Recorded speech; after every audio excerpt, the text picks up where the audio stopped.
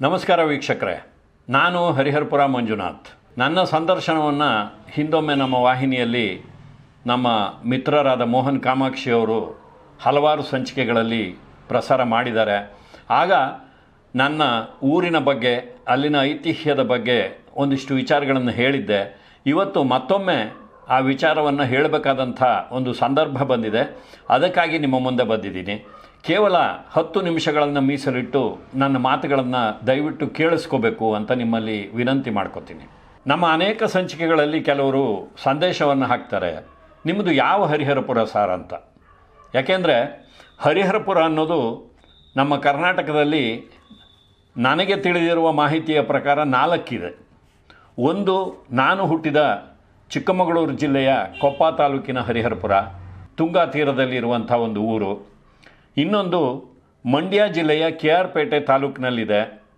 ಇನ್ನು 2 ಹರಿಹರಪುರಗಳು ಹಾಸನ ಜಿಲ್ಲೆಯಲ್ಲಿದೆ ಅನ್ನುವಂಥ ಮಾಹಿತಿ ಇದೆ. ನಾನು ನನ್ನ ಹುಟ್ಟೂರನ್ನು ಬಿಟ್ಟರೆ ಬೇರೆ ಯಾವುದೇ ಹರಿಹರಪುರವನ್ನು ನೋಡಿಲ್ಲ. ನನ್ನ ಹುಟ್ಟೂರಿನ ಬಗ್ಗೆ ಸಂಕ್ಷಿಪ್ತವಾಗಿ ನನ್ನ ಸಂದರ್ಶನದಲ್ಲಿ ಹೇಳಿದ್ದೆ. ತುಂಗಾ ನದಿ ಹರಿಯುವ ದಿಕ್ಕಿನಲ್ಲಿ ನಿಂತರೆ ಎಡದಂಡೆಯಲ್ಲಿ ಇರುವಂಥ ಒಂದು ಊರು ನಮ್ಮ ಹರಿಹರಪುರ. ಅಲ್ಲಿ ಶಂಕರಾಚಾರ್ಯರು ಶಾರದಾಂಬೆಯನ್ನು ಪ್ರತಿಷ್ಠಾಪನೆ ಮಾಡಬೇಕು ಅಂತ ಕರ್ಕೊಂಡು ಬರ್ತಾರೆ. ಶಾರದಾಂಬೆ ಹಿಂದೆ ನಡೀತಾ ಇರುವಾಗ, ನೀನು ಮುಂದೆ ಹೋಗು, ನೀನು ಎಲ್ಲಿ ನಿಲ್ತೀಯೋ ಅಲ್ಲಿ ನಾನು ಸ್ಥಾಪಿತಳಾಗ್ತೀನಿ, ನಾನು ಬರ್ತಾ ಇರೋದಕ್ಕೆ ನಿನಗೆ ಏನಪ್ಪ ಗುರುತು ಅಂದರೆ ನನ್ನ ಗೆಜ್ಜೆ ಸಪ್ಪಳ ಕೇಳಿಸ್ತಾ ಇರುತ್ತೆ. ಒಂದು ಹಂತದಲ್ಲಿ ಏನಾಗುತ್ತೆ ಅಂದರೆ, ನಮ್ಮ ಹರಿಹರಪುರ ಕ್ಷೇತ್ರ ಇರುವಂಥ ಸ್ಥಳದಲ್ಲಿ ಶಂಕರಾಚಾರ್ಯರು ಬರ್ತಾ ಇರುವಾಗ, ಹಿಂದೆ ದೇವಿ ನಡ್ಕೊಂಡು ಬರ್ತಾ ಇರುವಾಗ ಗೆಜ್ಜೆ ಸಪ್ಪಳ ನಿಂತ ಹಾಗೆ ಶಂಕರರಿಗೆ ಭಾಸವಾಗುತ್ತೆ. ಅದಕ್ಕಾಗಿ ಅವರು ತಿರುಗಿ ನೋಡ್ತಾರೆ. ಹಾಗಾಗಿ ಶಾರದೆ ಅಲ್ಲಿಯೇ ನೆಲೆ ನಿಂತು ಬಿಡ್ತಾಳೆ. ಆದರೆ ಶಂಕರರು, ನನ್ನ ಮನಸ್ಸಿನಲ್ಲಿರೋದು ಬೇರೆ ಸ್ಥಳ, ಇನ್ನೂ ಅಂಥ ಸ್ಥಳ ನನಗೆ ಸಿಕ್ಕಿಲ್ಲ, ಆದ್ದರಿಂದ ದಯಮಾಡಿ ನೀನು ಇಲ್ಲಿಂದ ನನ್ನ ಜೊತೆ ಮತ್ತೆ ಬರಬೇಕು ಅಂತ ದೇವಿಯನ್ನು ಪ್ರಾರ್ಥಿಸ್ತಾರೆ. ಆಗ ದೇವಿ ಮತ್ತೆ ಅವರ ಜೊತೆಯಲ್ಲಿ ಹೊರಟು ಅಲ್ಲಿಂದ 20 ಕಿಲೋಮೀಟರ್ಗಳ ಮುಂದೆ, ಅಂದರೆ 12 ಮೈಲಿ ಆವತ್ತಿನ ಕಾಲಕ್ಕೆ, ಶೃಂಗೇರಿ ಕ್ಷೇತ್ರ, ಅದೂ ಸಹ ತುಂಗಾ ತೀರದ ಒಂದು ಕ್ಷೇತ್ರ. ಅಲ್ಲಿ ಪ್ರಸವ ವೇದನೆಯಿಂದ ಬಳಲ್ತಾ ಇದ್ದಂಥ ಒಂದು ಕಪ್ಪೆಗೆ ಹಾವು ಬಿಸಿಲಿನಿಂದ ರಕ್ಷಣೆಯನ್ನು ಕೊಡ್ತಾ ಇರುತ್ತೆ. ಆ ದೃಶ್ಯವನ್ನು ನೋಡಿದಾಗ ಆಚಾರ್ಯರಿಗೆ ಇದಕ್ಕಿಂತ ಪುಣ್ಯಭೂಮಿ ಇಲ್ಲ ಅಂತ ಹೇಳಿ ಅಲ್ಲಿ ಶಾರದೆಯನ್ನು ಸ್ತುತಿಸಿ ನೆಲೆ ನಿಲ್ಲಿಸ್ತಾರೆ. ಅಲ್ಲೂ ಇವತ್ತು ಒಂದು ದೊಡ್ಡ ಕ್ಷೇತ್ರವೇ ನೆಲೆ ನಿಂತಿದೆ. ಭಕ್ತಾದಿಗಳು ಬೇಕಾದಷ್ಟು ಸಂಖ್ಯೆಯಲ್ಲಿ ಬಂದು ಅಲ್ಲಿ ಆಶೀರ್ವಾದವನ್ನು ಪಡೆದು ಹೋಗ್ತಾರೆ. ಹಾಗೆ ಹೋಗುವಾಗ ನಮ್ಮ ಊರಿನಲ್ಲೂ ಸಹ, ಹರಿಹರಪುರದಲ್ಲೂ ಸಹ ಶಾರದಾಂಬೆಯ ಒಂದು ಮಂದಿರವನ್ನು ನಿರ್ಮಾಣ ಮಾಡಿದ್ದಾರೆ. ನಾನು ಬಾಲ್ಯದಲ್ಲಿದ್ದಾಗ ಅದು ಒಂದು ಬಾರಿ ನವೀಕರಣ ಆಗಿತ್ತು. ಇತ್ತೀಚೆಗೆ ಕೆಲವು ವರ್ಷಗಳ ಹಿಂದೆ ಈಗಿನ ಸ್ವಯಂ ಪ್ರಕಾಶ ಸಚ್ಚಿದಾನಂದ ಸರಸ್ವತಿ ಸ್ವಾಮಿಗಳ ಒಂದು ಮುಂದಾಳತ್ವದಲ್ಲಿ ಅದು ಮತ್ತೊಮ್ಮೆ ನವೀಕರಣ ಆಗಿದೆ. ಅಲ್ಲಿ ಅಗಸ್ತ್ಯರಿಂದ ಪೂಜಿಸಲ್ಪಟ್ಟಂಥ ಲಕ್ಷ್ಮೀ ನರಸಿಂಹ ಸಾಲಿಗ್ರಾಮ ಇದೆ. ಹಾಗಾಗಿ ಲಕ್ಷ್ಮೀ ನರಸಿಂಹನ ಗುಡಿ ಜೊತೆಗೆ ಶಾರದಾಂಬೆಯ ಗುಡಿ ಇದೆ. ಭವ್ಯವಾದ ಒಂದು ದೇವಸ್ಥಾನವನ್ನು ನಿರ್ಮಾಣ ಮಾಡಿದ್ದಾರೆ. ಇವತ್ತು ಯಾತ್ರಿಕರು ಅಲ್ಲಿಗೂ ಸಹ ಸಾಕಷ್ಟು ಸಂಖ್ಯೆಯಲ್ಲಿ ಭೇಟಿ ಕೊಡ್ತಾ ಇದ್ದಾರೆ. ಈ ಶಾರದಾಂಬೆ ಹಾಗೂ ಲಕ್ಷ್ಮೀ ನರಸಿಂಹ ದೇವಸ್ಥಾನಗಳು ಇರೋದು ತುಂಗಾ ತೀರದ ಎಡದಂಡೆಯಲ್ಲಿ ಪೂರ್ವ ದಿಕ್ಕಿನಲ್ಲಿ. ಇನ್ನು ನಮ್ಮ ಊರಿನ ಪಶ್ಚಿಮ ದಿಕ್ಕಿನಲ್ಲಿ ಕೆಲವು ದೇವಾಲಯಗಳಿದೆ. ಆ ದೇವಾಲಯಗಳ ಬಗ್ಗೆ ಇವತ್ತು ನಿಮಗೆ ಹೇಳ್ತಾ ಇದ್ದೀನಿ. ಅದು ದಕ್ಷ ಬ್ರಹ್ಮ ಯಾಗ ಮಾಡಿದಂಥ ಜಾಗ ಅಂತ ಐತಿಹ್ಯ ಇದೆ. ಅದಕ್ಕಾಗಿ ದಕ್ಷ ಬ್ರಹ್ಮನನ್ನು ವಧಿಸಿದಂಥ ಸೋಮೇಶ್ವರ, ಅಂದರೆ ದಕ್ಷಹರ ಸೋಮೇಶ್ವರನ ಒಂದು ಮಂದಿರವನ್ನು ಅಲ್ಲಿ ಪಶ್ಚಿಮ ದಿಕ್ಕಿನಲ್ಲಿ ಕಟ್ಟಲಾಗಿದೆ. ಆ ದೇವಸ್ಥಾನದ ಮುಂದೆಯೇ ಒಂದು ಆಂಜನೇಯನ ದೇವಸ್ಥಾನ ಇದೆ. ಜೊತೆಗೆ ಕ್ಷೇತ್ರಪಾಲನ ಒಂದು ವಿಗ್ರಹ ಕೂಡ ಅಲ್ಲಿದೆ. ಅದರ ಹಿಂಭಾಗದಲ್ಲಿ ಒಂದು ಉದ್ಭವವಾದಂಥ ನಾಗರ ಕಲ್ಲಿದೆ. ಆ ಒಂದು ನಾಗರ ಕಲ್ಲನ್ನು ನಮ್ಮ ಕುಟುಂಬದವರು ರಕ್ಷಣೆ ಮಾಡಿಕೊಂಡು ಅದಕ್ಕೆ ಒಂದು ಛಾವಣಿಯನ್ನು ಮಾಡಿ ಅದಕ್ಕೆ ಪೂಜೆಯನ್ನು ಸಲ್ಲಿಸ್ಕೊಂಡು ಬರ್ತಾಯಿದ್ರು. ಆ ನಾಗರ ಕಲ್ಲಿನ ಎದುರಿಗೆ ತಿರುಮಲ ವೆಂಕಟರಮಣ ದೇವಸ್ಥಾನ ಇದೆ. ಆ ದೇವಸ್ಥಾನವನ್ನು ನಮ್ಮ ತಂದೆಯವರ ತಾಯಿಯ ಅಜ್ಜ, ಅಂದರೆ ಇವತ್ತಿಗೆ 5 ತಲೆಮಾರು ಹಿಂದೆ ಅದನ್ನು ಪೂಜಿಸ್ತಾ ಇದ್ದರು ಅನ್ನುವಂಥ ಮಾಹಿತಿ ನಮ್ಮ ತಂದೆಯವರಿಂದ ನಮಗೆ ಬಂದಿದೆ. ಅಂದರೆ ಬಹುಶಃ 18ನೇ ಶತಮಾನದಲ್ಲಿಯೇ ಆ ದೇವಸ್ಥಾನ ನಿರ್ಮಾಣವಾಗಿರಬೇಕು. ನಮ್ಮ ತಂದೆಯ ಕಾಲದಲ್ಲಿ ಅದು ಊರ ಹೊರಗಿದ್ದಿದ್ದರಿಂದಾಗಿ ಅಲ್ಲಿ ಸಾಕಷ್ಟು ಅರಣ್ಯ ಪ್ರದೇಶ ಇತ್ತು, ಕಾಡಿನ ಮಧ್ಯದಲ್ಲಿದ್ದಂಥ ಒಂದು ದೇವಸ್ಥಾನ. ಅಲ್ಲಿಯೇ ನಮ್ಮ ಪೂರ್ವಿಕರ ಕುಟುಂಬ ಮನೆಯನ್ನು ಕಟ್ಟಿಕೊಂಡು ವಾಸವಿದ್ದದ್ದು. ಆದರೆ ಆ ಕಾಲಕ್ಕೆ ಹುಲಿಗಳ ಕಾಟ ಇತ್ತು ಅಲ್ಲಿ. ಜೊತೆಗೆ ಕಳ್ಳಕಾಕರು ಸಹ ಒಮ್ಮೆ ಮನೆಯನ್ನು ದೋಚಿದ್ರಿಂದಾಗಿ ಇಲ್ಲಿ ಇರೋದು ರಕ್ಷಣೆ ಇಲ್ಲ ಅಂತ ಹೇಳಿ ನಮ್ಮ ಕುಟುಂಬ ಮತ್ತೆ ಊರಿನ ಒಳಗೆ ಬಂದು ಅಲ್ಲಿ ಮಲ್ಲೇಶಯ್ಯನವರ ಧರ್ಮಛತ್ರದಲ್ಲಿ ಮಠದ ಬೀದಿಯಲ್ಲಿಯೇ ನಾವು ಮನೆಯನ್ನು ಮಾಡಿಕೊಂಡು ಆ ಮನೆಯಲ್ಲೇ ನಾನು ಹುಟ್ಟಿದ್ದು. ಈಗ ಆ ತಿರುಮಲ ವೆಂಕಟರಮಣ ದೇವಸ್ಥಾನದ ಬಗ್ಗೆ ನಿಮಗೆ ಒಂದಿಷ್ಟು ಮಾಹಿತಿಯನ್ನು ಕೊಡಬೇಕಾಗಿದೆ. ನಾನು ಆಗಲೇ ಹೇಳಿದ ಹಾಗೆ ನಮ್ಮ ಕುಟುಂಬದವರೇ ಅದನ್ನು ಪ್ರತಿಷ್ಠಾಪನೆ ಮಾಡಿ ಆ ಒಂದು ದೇವಸ್ಥಾನವನ್ನು ಅಭಿವೃದ್ಧಿ ಮಾಡಿ ಸಾಕಷ್ಟು ಕಾಲ, ತಲೆಮಾರುಗಳ ಕಾಲ ಅದನ್ನು ನಡೆಸ್ಕೊಂಡು ಬಂದರು. ನಮ್ಮ ತಂದೆಯವರ ಕಾಲದಲ್ಲಿ 1952ರಲ್ಲಿ ಒಮ್ಮೆ ಅದನ್ನು ನವೀಕರಣ ಮಾಡಿದ್ರಂತೆ. ಆ ದೇವಸ್ಥಾನದ ಖರ್ಚು ವೆಚ್ಚಗಳಿಗಾಗಿ ಒಂದಿಷ್ಟು ಜಮೀನಿತ್ತು. ಆ ಜಮೀನನ್ನು ಗೇಣಿಗೆ ಕೊಟ್ಟಿದ್ದರು.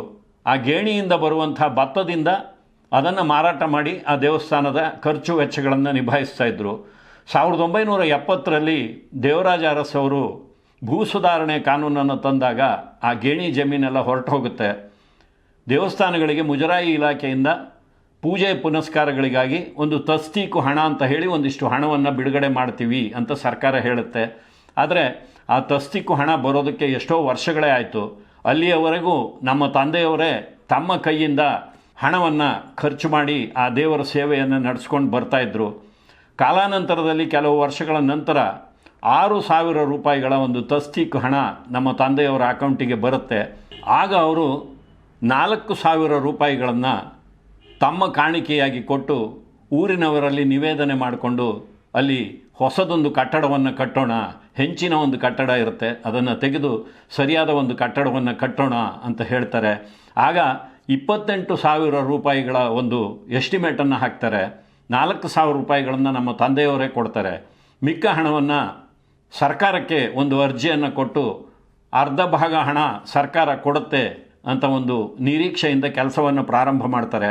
ಆದರೆ ಸರ್ಕಾರ 14,000 ರೂಪಾಯಿಗಳನ್ನು ಕೊಡೋದಕ್ಕೆ ಬೇಕಾದಷ್ಟು ಆಟ ಆಡಿಸಿ ಕೊನೆಗೂ ನಮ್ಮ ತಂದೆಯವರು ಛಲ ಬಿಡದೆ ಆ ಒಂದು ಹಣವನ್ನು ತರ್ತಾರೆ. ಆದರೆ ಆ ಹೊತ್ತಿಗೆ ದೇವಸ್ಥಾನದ ನಿರ್ಮಾಣ ವೆಚ್ಚ ಸಿಕ್ಕಾಪಟ್ಟೆ ಜಾಸ್ತಿಯಾಗಿ ಅದರ ಒಂದು ಕುಂಭಾಭಿಷೇಕ ನಡೆಯುವ ಹೊತ್ತಿಗೆ 75,000 ರೂಪಾಯಿಗಳು ಖರ್ಚಾಗಿರುತ್ತೆ. ಆ ಹೊತ್ತಿಗೆ ಸರ್ಕಾರದಿಂದ 14,000 ರೂಪಾಯಿ ಬಂತು.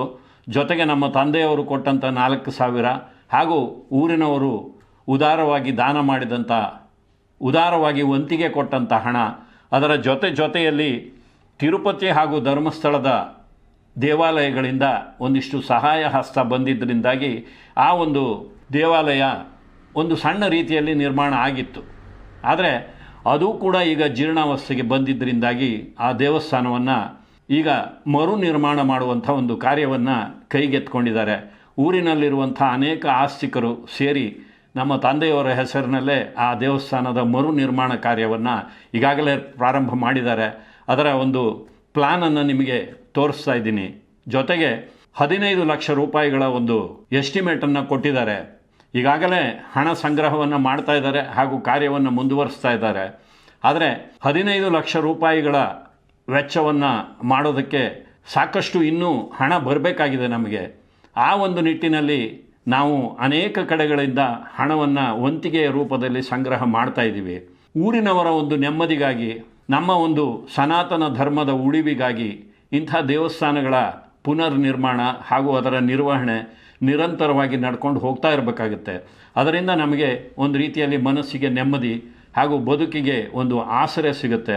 ಆ ಒಂದು ನಿಟ್ಟಿನಲ್ಲಿ ಇವತ್ತು ನಮ್ಮ ಒಂದು ಊರಿನ ಈ ಒಂದು ದೇವಸ್ಥಾನ, ನಮ್ಮ ಪೂರ್ವಿಕರು ಕಟ್ಟಿಸಿದಂಥ ದೇವಸ್ಥಾನ, ಈ ದೇವಸ್ಥಾನಕ್ಕೆ ನಾವು ಒಂದು ನಿಧಿ ಸಂಗ್ರಹವನ್ನು ಮಾಡ್ತಾ ಇದ್ದೀವಿ ಅದರ ಒಂದು ಪುನರ್ ನಿರ್ಮಾಣಕ್ಕಾಗಿ.